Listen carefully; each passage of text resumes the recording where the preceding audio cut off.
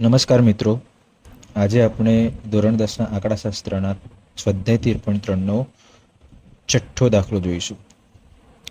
સ્થાનિક ટેલિફોન યાદીમાંથી 100 અટક યાદચ્છિક રીતે પસંદ કરવામાં આવી હતી અને અંગ્રેજી મૂળાક્ષરોમાં અટકોમાં આવતા અક્ષરોની સંખ્યાનું આવૃત્તિ વિતરણ નીચે પ્રમાણે મેળવ્યું હતું. અક્ષરોની સંખ્યા આપેલી છે અહીંયા આપણને અને અટકોની સંખ્યા આપેલી છે. તો આ અટકોમાં આવતા અક્ષરોની સંખ્યાનો મધ્ય શોધવાનો છે. અટકોમાં આવતા અક્ષરોની સંખ્યાનો મધ્યક શોધવાનો છે. અટકોમાં આવતા અક્ષરોની સંખ્યાનો મધ્યક પણ શોધો. અટકોમાં અક્ષરોની સંખ્યાનો બહુલક શોધો. અહીંયા બહુલક શોધવાનો છે, મધ્ય શોધવાનો છે અને મધ્યક પણ શોધવાનો. પણ આપણે બહુલક અને મધ્યક નહીં શોધીએ, ખાલી મધ્યસ્થ શોધીશું. તો સૌપ્રથમ આપણે મધ્ય શોધવા માટે વર્ગ, આવૃત્તિ અને સંચય આવૃત્તિની જરૂર પડે છે. તો અહીંયા વર્ગ અક્ષરોની સંખ્યા આપણો વર્ગ થશે, અટકોની સંખ્યા એ આવૃત્તિ થશે. તો અહીંયા વર્ગ લખીશું. વર્ગ 1 થી 4, 4 થી 7, 7 થી 10, 10 થી 13, 13 થી 16 અને 16 થી 19 એ વર્ગ થશે. 16 થી 19.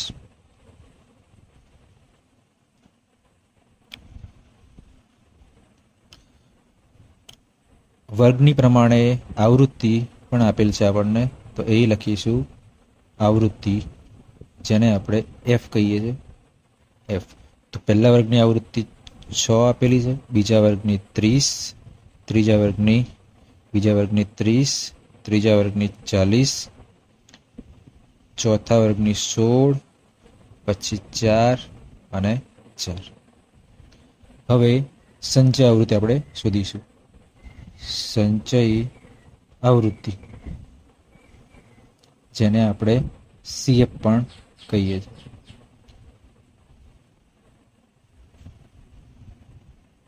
હવે સંચય આવૃત્તિ શોધીશું. તો પ્રથમ વર્ગની સંચય આવૃત્તિ એ એની આવૃત્તિ જેટલી જ હોય. એટલે આવૃત્તિ કેટલી હતી? 6. એટલે એટલી જ સંચય આવૃત્તિ પણ થશે 6. બીજા વર્ગની સંચય આવૃત્તિ શોધવી હોય તો એને તમારે 30માં ઉમેરો, એટલે 36 થશે. ત્રીજા વર્ગ માટે 40માં ઉમેરો, 76 થશે. ચોથા વર્ગની 92, પાંચમા વર્ગની 96 થશે. એ જ રીતના છેલ્લા વર્ગની થશે 100. સંચય આવૃત્તિ શોધવા માટે શું કરવાનું? પ્રથમ વર્ગની તો આવૃત્તિ જેટલી જ હોય, જેટલી આવૃત્તિ હોય એટલી જ સંચય આવૃત્તિ થશે. બીજા વર્ગની શોધવા માટે આપણે એને બીજા વર્ગની આવૃત્તિમાં ઉમેરવી પડે. એટલે 6 ને આપણે 30માં ઉમેરીશું એટલે તમને 36 મળશે.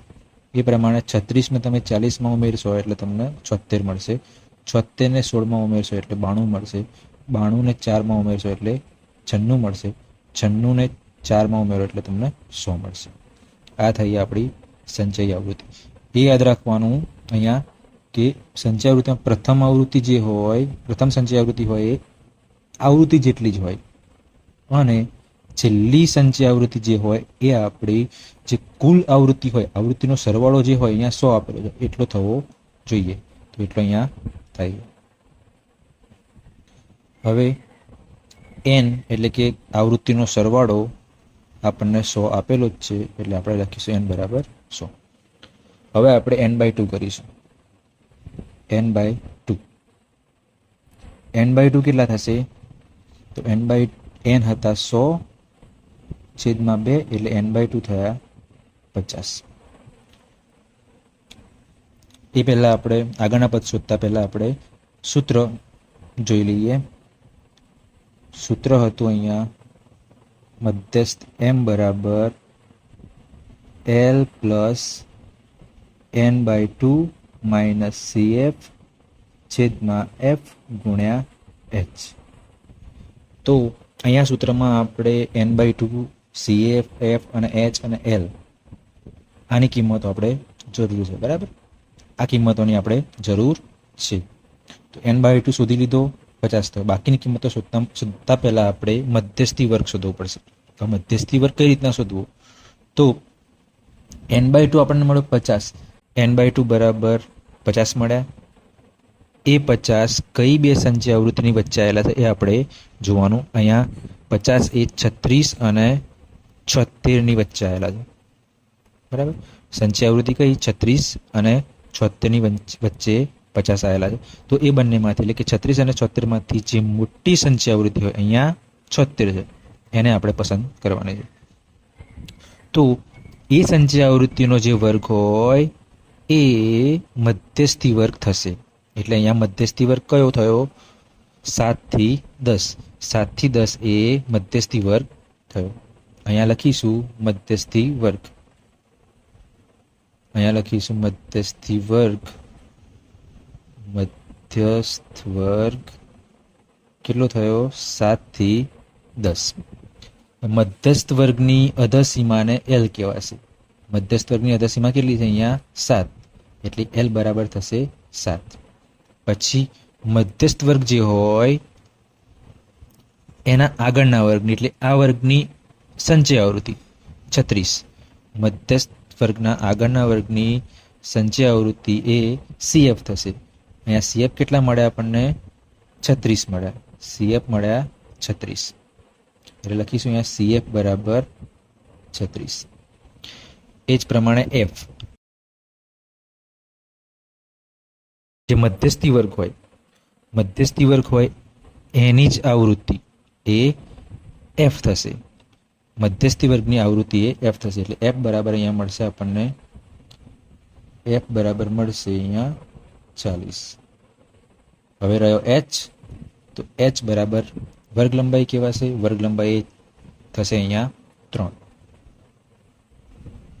આ બધી જ કિંમતો આપણે સૂત્રમાં મૂકીશું. તો એમ બરાબર એલ ની કિંમત છે અહીંયા 7. એટલે 7 વત્તા કૌંસમાં n/2. n/2 ની કિંમત હતી 50 ઓછા સીએફ. સીએફની કિંમત અહીંયા આપણે શોધી 36 છેદમાં એફ. એફની કિંમત શોધી આપણે 40 ગુણ્યા એચ. એચની કિંમત હતી 3. આનું સાદુરૂપ આપીશું તો 7 વત્તા 50 માઇનસ 36 થશે 14. 14 છેદમાં 40 ગુણાકારમાં 3. 3 અને 14 નો ગુણાકાર થશે એટલે 7 વત્તા 14 તરી 42 થશે છેદમાં 40. હવે 42 છેદમાં 40 થશે. એના પહેલા આપણે લખીશું બરાબર 7 વત્તા 42 છેદમાં 40 એટલે 1.05. આનો સરવાળો કરીશું તો 7 ને 8.05 એ આપેલ માહિતીનો મધ્યસ્થ થશે. હવે 7મો દાખલો જોઈશું. નીચેનું વિતરણ એક ધોરણના 30 વિદ્યાર્થીઓના વજન આપે છે. વિદ્યાર્થીઓના વજનનો મધ્ય શોધવાનો છે. અહીંયા વજન એ આપણો વર્ગ થશે. વિદ્યાર્થીઓની સંખ્યા એ આવૃત્તિ થશે. તો અહીંયા વર્ગ લખીશું. વર્ગ અહીંયા આવૃત્તિ. તો વર્ગ હતો 40 થી 45, 45 થી 50, 50 થી 55, 55 થી 60, 60 થી 65, 65 થી 70, 70 થી 75. અને આવૃત્તિ પહેલા વર્ગ માટે 2, બીજા વર્ગ માટે 3, એ જ પ્રમાણે 8, 6, 6, 3, 2 આપણને આપેલી જ છે. એના પછી આપણે સંચય આવૃત્તિ શોધીશું. સંચય આવૃત્તિ જેને આપણે સીએફ કહીએ છીએ અને આવૃત્તિને એફ.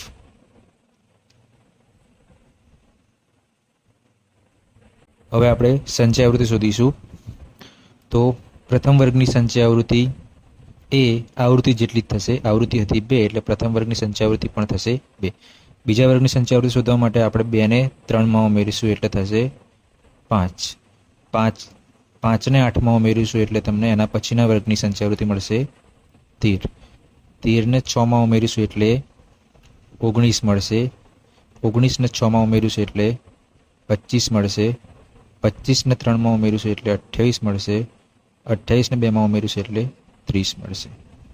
આ થઈ આપણી સંચયી આવૃત્તિ. હવે છેલ્લા વર્ગની સંચય આવૃત્તિ એ કુલ આવૃત્તિ જેટલી હોય. કુલ આવૃત્તિ આપણને 30 અહીંયા આપેલી જ છે એટલે n બરાબર 30 આપણને આપેલા જ છે. એ છેલ્લા વર્ગની આવૃત્તિ જેટલી થઈ. હવે આપણે શોધીશું n/2. n/2 n/2 માં n બરાબર 30/2 એટલે n/2 થશે 15. હવે આ જે 15 મળ્યા એ આપણે સંચય આવૃત્તિમાં જોવાનું કે 15 એ કઈ બે સંચય આવૃત્તિની વચ્ચે આવેલા છે. અહીંયા 15 એ 13 અને 19ની વચ્ચે આવેલા છે. તો 13 અને 19માં જે મોટું હોય એટલે મોટી સંચય આવૃત્તિ હોય એને આપણે પસંદ કરવાની. આપણે 19ને પસંદ કરીશું. એનો વર્ગ એ મધ્યસ્થી વર્ગ બનશે. 15 એટલે કે n/2 કર્યા અને જે આન્સર મળ્યો આપણને, જે જવાબ મળ્યો એ આપણે ચેક કરવાનું કઈ બે સંચય આવૃત્તિની વચ્ચે છે. તો 13 અને 19ની વચ્ચે. એ બંનેમાંથી મોટો 19 હતો, એનો વર્ગ એ મધ્યસ્થી વર્ગ થશે. એટલે અહીંયા મધ્યસ્થ વર્ગ થશે 55 થી 60. મધ્યસ્થ વર્ગની અધસીમા ને આપણે L કહીશું એટલે L બરાબર થશે 55.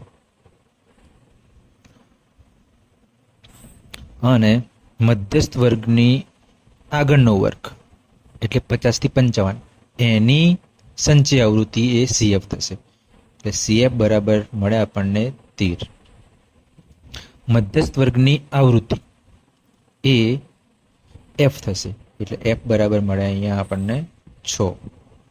અને લાસ્ટમાં રહ્યું H બરાબર 5. H એટલે વર્ગ લંબાઈ. હવે આપણે સૂત્ર લખીશું. મધ્યસ્થ M બરાબર L plus n/2 minus CF છેદમાં F ગુણ્યા H. આ સૂત્રમાં આપણે આગળ જે કિંમતો શોધીએ મૂકીશું. L ની કિંમત કેટલી શોધી આપણે? 55 વત્તા n/2 15 ઓછા CF મળે આપણને 13 છેદમાં F હતા 6 ગુણ્યા H હતા 5. સાદુરૂપ આપીશું તો 55 વત્તા 15માંથી 13 જાય 15 ઓછા 13 વત્તા 15 ઓછા 13 થશે 2 છેદમાં 6 ગુણાકારમાં 5. 5 અને 2નો ગુણાકાર થશે એટલે 55 વત્તા 5 ગુણ્યા 2 10 છેદમાં 6.